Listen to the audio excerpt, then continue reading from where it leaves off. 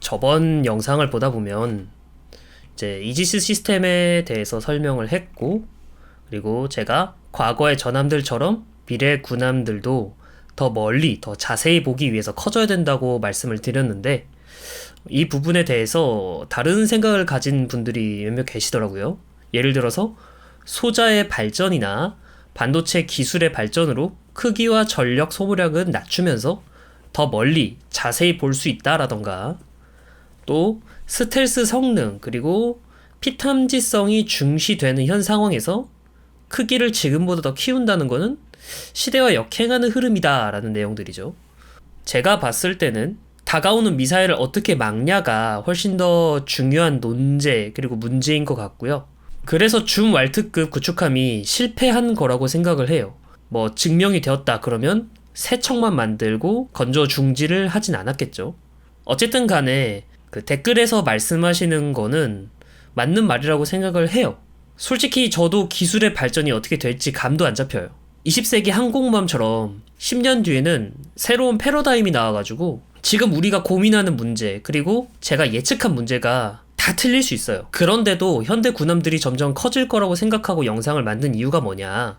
오늘은 제 주장에 대해서 영상을 만든 뒤 좀 더 공부해서 만든 보충 영상 같은 개념이에요. 좀 편하게 들으시면 될 것 같아요. 일단 제가 말한 골자는 그거죠. 더 멀리, 더 자세히 보기 위해서 레이더가 점점 거대해지고 레이더가 대형화되고, 그리고 레이더가 필요한 전력이 더 늘어나기 때문에 어쩔 수 없이 배가 커질 수밖에 없다. 제가 이런 논리로 말씀을 드렸습니다. 그래서 일단 저는 레이더의 기본적인 원리가 궁금해졌어요.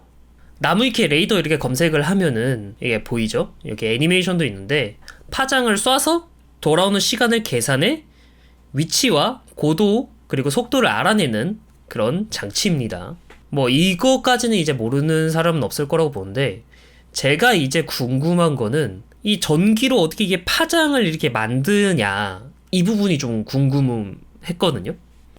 이게 레식스 영상인데 제가 전자공학이나 통신 분야의 전공자가 아니에요. 그래서 구체적으로 원리를 설명하기에는 좀 어렵습니다. 다만 이제 이 영상을 보면은 이게 쌍극자래요. 이 쌍극자가 자 이렇게 파동을 만든대요. 어쨌든 이 영상에서 표현하는 거는 쌍극자가 좌우로 떨리면서 만들어지는 게 파동이라고 합니다. 영상 잠깐 보면은 네, 이렇게 해서 만들어지는 게 파동이라고 합니다. 이런 식으로 이게 전자가 왔다 갔다 하면서 파동을 만든다 뭐 이런 설명이에요. 자, 이게 위키백과의 주파수 밴드라고 검색하면은 나오는 거거든요. 헤르츠별로 코드명을 줘서 분류를 합니다. L밴드, S밴드, X밴드, 요거는 밀리터리 좋아하시는 분들이면은 아마 많이 들어봤을 거예요. 이 미사일은 뭐 레이더를 X밴드를 방출한다, 뭐 S밴드를 방출한다, L밴드를 방출한다, 뭐 이런 얘기를 많이 들었는데, 레이더에서 주파수가 낮으면 낮을수록 정확하지 않지만 멀리까지 볼 수 있고, 주파수가 높으면 정확히 볼 수 있지만 멀리까지는 볼 수가 없어요. 이거는 제가 영상에서 이렇게 설명을 했죠. 이거를 군사적으로 표현을 하면은 주파수가 낮으면 낮을수록 탐지거리는 넓지만 분해능이 낮다. 주파수가 높으면 높을수록 분해능이 높지만 탐지거리가 짧다. 이렇게 제가 표현을 했습니다. 구체적으로 이 원리가 뭔지는 모르겠어요. 왜 주파수가 높으면 멀리 못 가고 대신에 자세히 볼 수 있고, 왜 주파수가 낮으면 멀리 갈 수 있지만 자세히 볼 수 없는지, 이 부분에 대해서는 혹시 아시는 분은 댓글로 남겨주시면 감사하겠습니다. 나름 이해하려고 어쨌든 간에 이 길이 있잖아요. 요 길이 요렇게 길이 있잖아요. 이 길이가 이게 폈을 때 어쨌든 똑같아야 되니까 얘는 더 짧게 갈 수밖에 없고 얘는 더 멀리 갈 수 있다, 뭐 이렇게 이해를 하고 그냥 넘어는 갔어요. 네, 어쨌든 간에 다시 돌아와서, 자 이렇게 계속 연속적인 가속과 감속으로 주파수가 만들어진다고 했잖아요. 그러면 이런 생각을 했어요. 이 왔다 갔다를 더 빠르게 하려면 당연히 에너지가 많이 필요하지 않을까. 지금 군사 쪽에서 가장 필요한 거는 분해능이니까 분해능이 높은 주파수를 더 멀리 보내려면 당연히 더 많은 에너지가 필요하지 않을까. 더 많은 에너지가 필요하다는 건 전력을 더 높인다는 거겠죠. 근데 전력을 더 높인다는 건 이제 당연하지만 저항이 더 높아진다는 소리 아니에요. 근데 그거를 시켜주기 위해서 냉각 장치도 당연히 더 복잡해지겠죠. 그러면 돌아와서 결국은 배가 커지면 커질수록 유리하다는 거예요. 왜? 배가 커지면 커질수록 구동계 부피를 늘릴 수 있기 때문에 뭐 구동계 부피를 늘린다는 거는 뭐 엔진을 하나 넣을 걸 2개 더 넣는다거나 뭐 이런 식인 건데 전력을 더 많이 생산할 수 있게 할 수 있고 부피가 큰 만큼 냉각 장치들도 더 큰 거 그리고 더 효율이 좋은 거를 이제 배 안에 넣을 수 있어서 더 안정적으로 레이더에 전력을 공급할 수 있고 여러모로 커지면 커질수록 불리한 거는 별로 없고 플러스가 되는 방향으로 많이 발전을 합니다. 그래서 저는 필연적으로 군함은 커질 수밖에 없다고 생각을 해요. 실제로 중국의 055D형 구축함이나 알레이버크급, 정조대왕급, 그리고 최근에 건조된 마약급까지 위상 배열 레이더를 가진 군함들이에요, 얘네들이. 전부 1만 톤을 넘었고요. 055형 같은 경우에는 이게 15,000톤 정도라고 하죠.